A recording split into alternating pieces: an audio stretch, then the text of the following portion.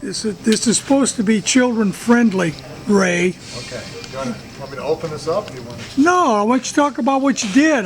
What's the genesis of this thing? All right, this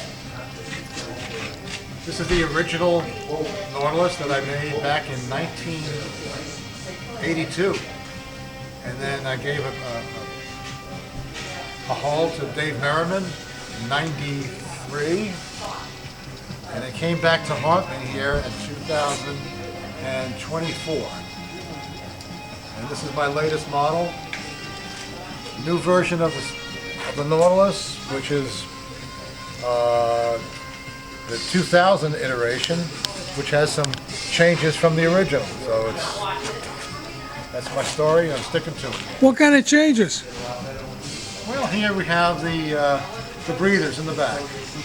The original breathers were, you have a close-up on that, were all the same. I made them all the same, one mold, made them all the same because no one would ever catch that. Now that everybody's making their own Nautiluses, all the breathers are different sizes, and they